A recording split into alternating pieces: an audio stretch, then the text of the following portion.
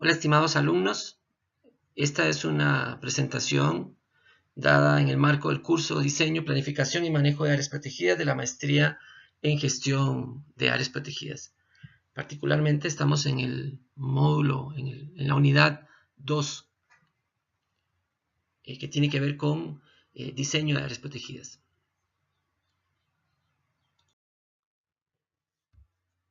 Bien, esta presentación la he titulado La otra cara de la moneda, el diseño oportunista de las áreas protegidas. La idea de la presentación es mostrarles que al margen de toda la teoría que podamos aprender en este curso, en la vida real el diseño de las áreas protegidas ha estado regido por otros elementos que no tienen nada que ver con esta teoría. Claro que para el diseño de las áreas se ha tomado en cuenta estos elementos teóricos, pero al final la delimitación geográfica de muchas de las áreas, no digo de todas, pero tal vez de muchas de las áreas, ha estado influido por otros factores, que son los factores que vamos a mencionar, algunos de ellos, en esta presentación. Empiezo mostrándoles estos mapas, que son mapas de ambientes naturales. El del lado izquierdo es de una provincia en Argentina y el del lado derecho es de Uruguay. Y ahí pueden apreciar que evidentemente la organización de la naturaleza no incorpora las figuras geométricas, ni mucho menos las líneas rectas.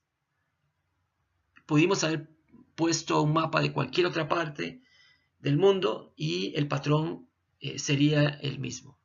No habría líneas rectas, o difícilmente habría una línea recta extensa, ni tampoco figuras geométricas.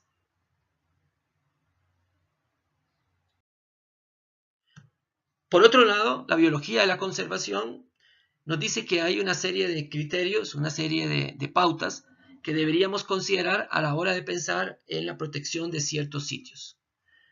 Y vamos a mencionar algunos de ellos. Por ejemplo,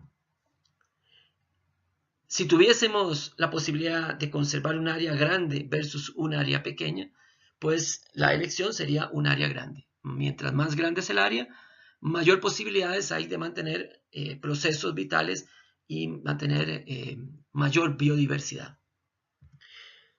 Si tuviésemos la misma cantidad de hectáreas, pero en un área de forma circular versus un área de forma rectangular, la biología de la conservación nos dice que deberíamos optar por el área circular porque reduce el perímetro y eso significa que es menor efecto de borde. Si tuviéramos tres áreas del mismo tamaño a conservar, unas en línea y otras agrupadas, la biología de la conservación nos dice que deberíamos optar por las agrupadas, ya que eso permite o facilita la conectividad. Si tuviéramos la misma cantidad de hectáreas a conservar, pero una fragmentada en 4 y la otra continua, la biología de la conservación nos dice que deberíamos optar por el área continua. Si tuviéramos 4 fragmentos juntos y 4 fragmentos separados, la biología de la conservación nos dice que deberíamos optar por los 4 fragmentos juntos, ya que eso también facilita la conectividad entre ellos. Y si tuviéramos 3 fragmentos en línea, unos conectados y otros no, la biología de la conservación nos dice que deberíamos optar por los fragmentados. La biología de la conservación nos da estos parámetros, también nos dice que deberíamos buscar la conservación de especies amenazadas, de ambientes raros o amenazados también, y que deberíamos procurar la forma de proteger estos ambientes, su continuidad, su conectividad. En fin, todos estos criterios técnicos son criterios que se aprenden en la academia y que son base para tomar decisiones en el mundo de las áreas protegidas. Sin embargo, nos encontramos con cosas como estas. Estas son 5 áreas protegidas en la provincia de Salta, son áreas provinciales. el límite amarillo es el límite de Argentina y de la provincia de Salta, o sea, al norte, lo que está al norte, y al oeste, lo que está es Bolivia. Y vemos que eso no tiene nada que ver con lo que hemos estado conversando. Son límites absolutamente lineales, líneas rectas y además con formas geométricas. Ahora, ¿por qué si tenemos toda esa base teórica ocurre esto? Pues ustedes se imaginarán ya qué es lo que ocurrió aquí. Esos son terrenos fiscales, o sea, terrenos públicos, remanentes de la repartición que hace el gobierno a comunidades y a otras personas de estos terrenos, y esto es lo que quedó. Eso significa entonces que es lo que era posible conservar. Ahora ahí surge entonces un criterio de oportunidad y se toma todo el catastro. Eso quiere decir que los límites de esta área protegida fueron definidos en el momento en que se definieron los límites de esos catastros. Y evidentemente eso ocurrió sin que se tomara en cuenta ningún tipo de criterio técnico.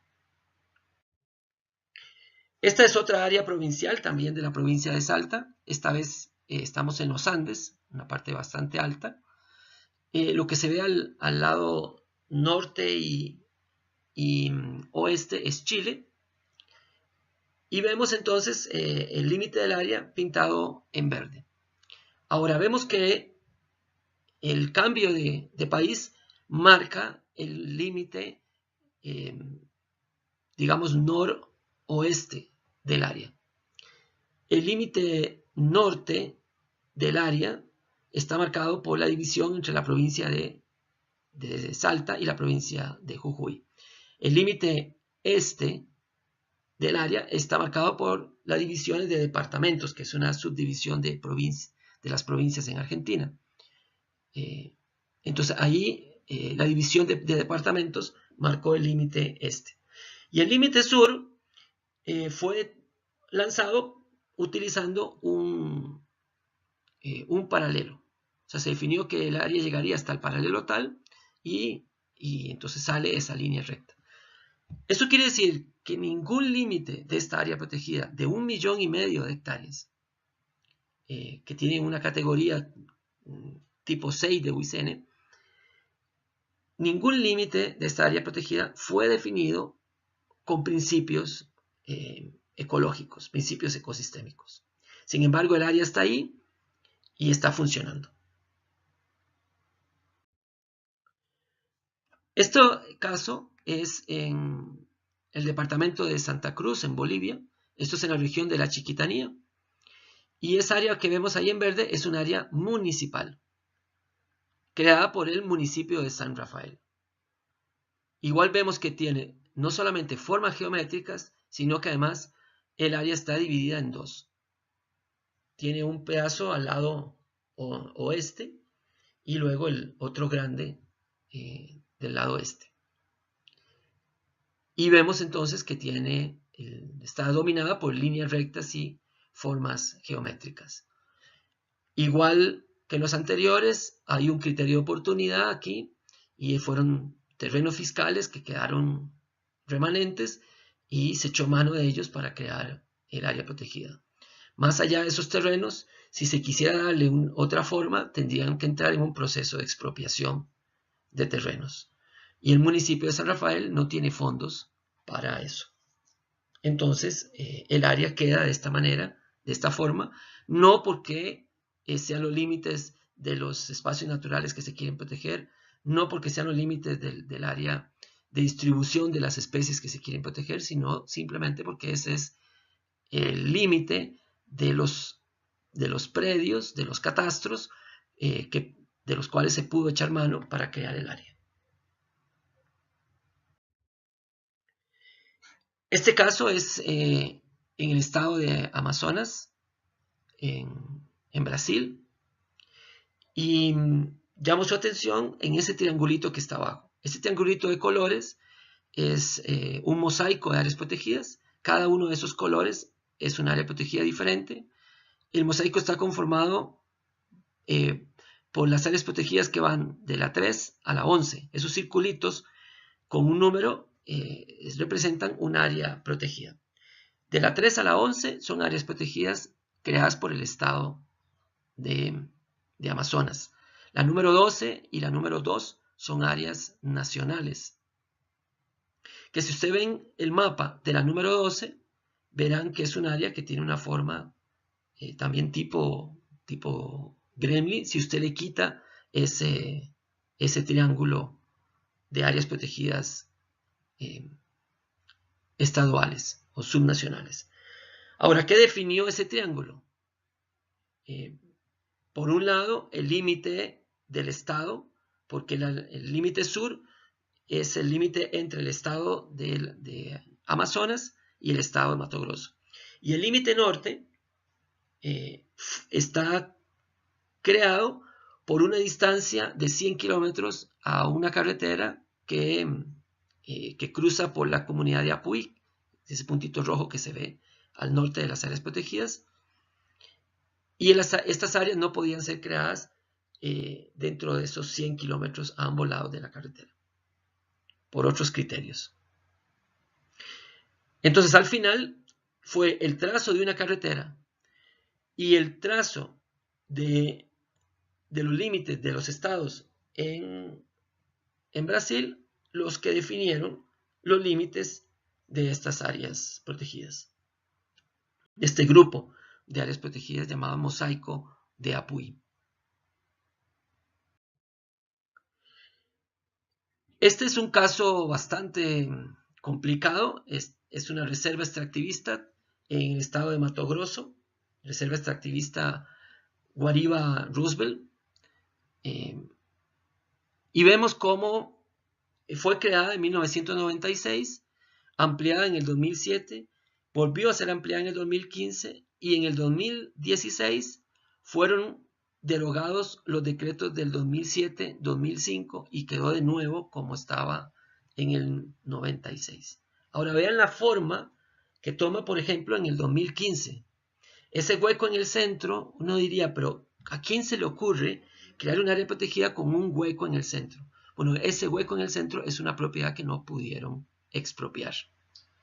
Entonces quedó ese hueco. ¿Y qué son esas dos patitas?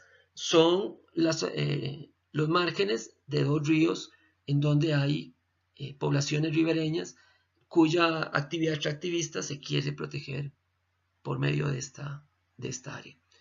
Entonces, como pueden ver, en ninguna de las formas de ninguno de los años se tomó, digamos, una fisionomía, una figura que uno pudiera creer que obedecía a algún criterio técnico, esto de biología, la conservación, de los que conversamos anteriormente.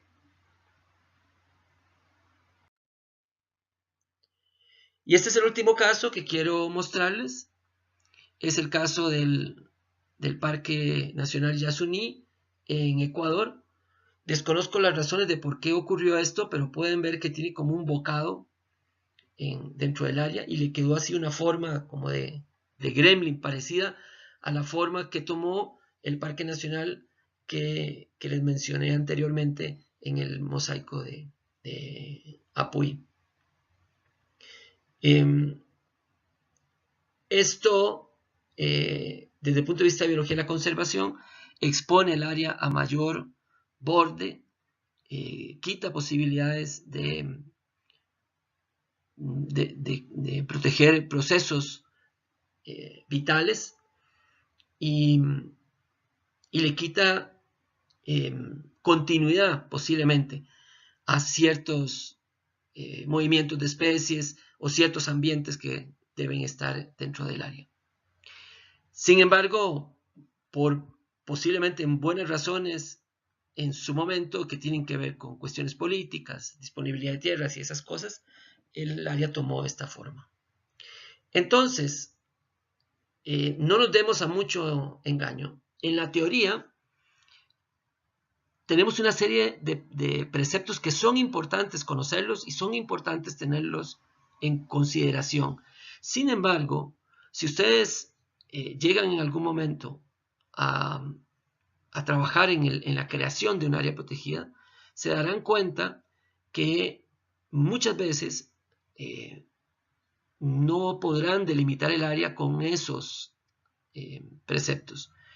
Podrán escoger los sitios a conservar, sí, utilizando criterios de biología de la conservación, donde hay especies raras o ambientes amenazados, este tipo de cosas. Pero el diseño final del área protegida muy probablemente estará delimitado por catastros de propiedades o límites jurisdiccionales que eventualmente pues, no tienen mucho o nada que ver con la biología de la conservación. Esta es la reflexión que quería hacerles respecto a este tema.